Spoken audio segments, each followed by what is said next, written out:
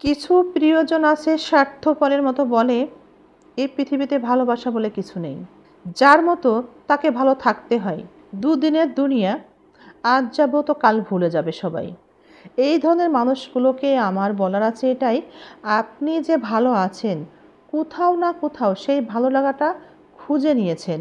এই ভালো থাকার বিষয়টা অবশ্যই কোনো না কোনো মানুষ ছাড়া অন্য কিছু না। যেহেতু আপনি মানুষের কাছে ভালো লাগা খুঁজছেন, সেখানে ভালো থাকার চিন্তা করেন, ভালো আছেনও, তাই আপনি এত বড় কথা আপনার প্রিয়জনকে বলতে পারেন। আপনি আপনার কিছু পছন্দের মানুষের সাথে আপনার স্ত্রীকে গুলিয়ে ফেলছেন। পছন্দের মানুষগুলো ঠিক কবরের কাছ থেকে ঘুরে চলে আসবে, আর আপনার স্ত্রী, আপনার বাবা মা, আপনার সন্তান আপনার মৃত্যুর পর কবরের কাছে গিয়ে প্রতিদিনই দাঁড়িয়ে থেকে চোখের পানি ফেলবে।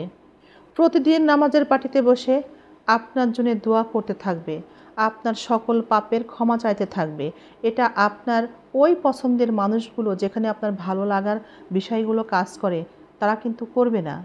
তারা তাদের মতো স্বাভাবিক জীবনেই ফিরে যাবে। কিন্তু পরিবার কখনোই স্বাভাবিক হতে পারবে না। আপনার অভাবে তাদের ভেতরটা কুরে কুরে খাবে। আপনার যখন জানাজা শেষে মাটি হবে, সবাই কিন্তু হাসতে হাসতে আপনাকে মাটি দেওয়ার কাজটা সম্পন্ন করবে, কিন্তু আপনার স্ত্রী, আপনার সন্তান, আপনার মা বাবা চোখের পানি শেষ হবে না। কিছু কিছু পরিবারের নারী পুরুষ পৃথিবীর বিভিন্ন সৌন্দর্য মোহতে আটকিয়ে পরিবার থেকে দূরে থাকছে, পরিবারের মানুষগুলোকে তাদের ভালোবাসা থেকে বঞ্চিত করে যাচ্ছে। কিন্তু আমরা হয়তো বা জানি না, মৃত্যুর পর তো আমরা আর বুঝতে পারি না, যখন আমাদের প্রিয়জনগুলো আমাদেরকে হারিয়ে কতটা কষ্ট পাই। সাম্প্রতিক একটা দুর্ঘটনা, এবং সেই দুর্ঘটনার যে ভিডিওগুলো ভাইরাল হচ্ছে, সেটা দেখলে কিন্তু বোঝা যায়। আমরা যদি একটু বুঝি এবং সেটা দেখার চেষ্টা করি, তাহলে অনেকেই বুঝবো প্রিয়জন হারানোর কষ্ট কতটা কষ্টদায়ক। সেটা আসলেই ভোলা যায় না।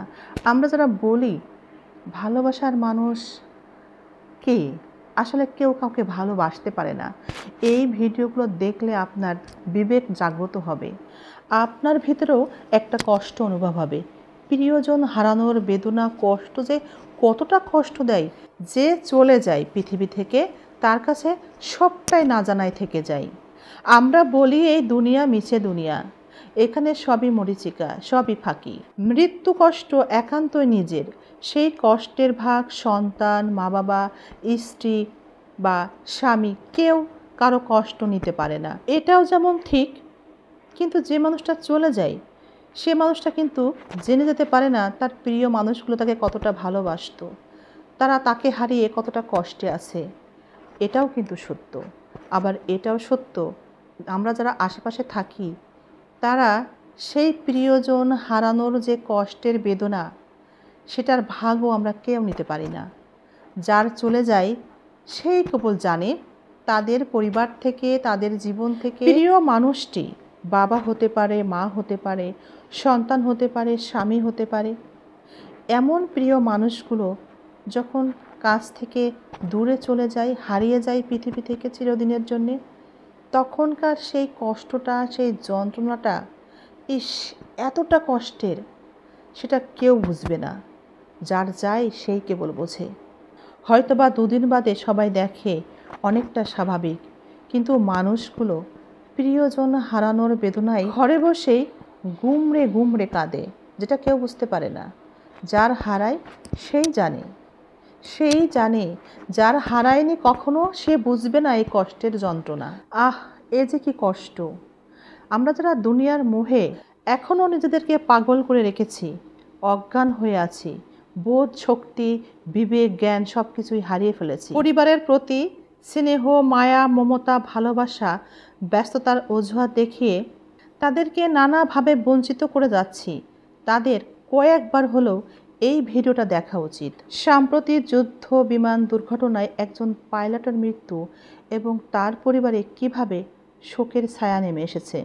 বারবার দেখুন ভিডিওগুলো, বারবার দেখুন, হৃদয়ে কষ্ট অনুভব হবে, বিবেক জাগ্রত হবে। পরিবারের প্রত্যেকটা মানুষকে যে কতটা ভালোবাসতে পারে, কতটা ভালোবাসা প্রত্যেকটা মানুষের ভিতরে লুকিয়ে থাকে, হৃদয়ে লুকিয়ে থাকে, সেটা উপলব্ধি করতে পারবেন এই ভিডিওগুলো যদি বারবার দেখেন। ইস, কি যে নিদারুণ কষ্ট। হেলিকপ্টারে করে স্বামীর মরদেহ যাচ্ছে জন্মস্থান মানিকগঞ্জে। স্ত্রী অন্তরার চোখে হতাশার ছাপ। কোথা থেকে কি যে হয়ে গেল বুঝে উঠতেই পারছিলেন না। নির্বাক নিহত পাইলটের ছেলে মেয়ে। এদিকে নিহত পাইলটের লাশ যখন মানিকগঞ্জে গিয়ে পৌঁছায় তখন সেখানে এক হৃদয় বিদারক পরিস্থিতির সৃষ্টি হয়। ছেলের মরদেহ দেখে কান্নায় ভেঙে পড়েন মা। এ সময় নিহত পাইলটের স্ত্রী শাশুড়িকে জড়িয়ে ধরে নিঝরে কান্না করতে থাকেন। সেখানেই সৃষ্টি হয় এক হৃদয় বিদারক পরিস্থিতি। এই বৈমানিকের মরদেহ পৌঁছানোর পর তাকে এক নজর দেখার জন্য আত্মীয় স্বজন পরিবার পরিজন নিয়ে এবং স্থানীয়রা এই বীর সৈনিকের মরদেহ দেখতে ছুটে আসে এবং সবাই কান্নায় ভেঙে পড়ে। শত শত মানুষ বীর সৈনিকের মরদেহ একবার এক নজর দেখতে মানিকগঞ্জ শহীদ মিরাজ তপন স্টেডিয়ামের চারপাশে। এখানেই বীর শহীদের মা অপেক্ষা করছিলেন কখন তার সন্তানের মরদেহটা আসবে এবং তিনি তা দেখতে পাবেন।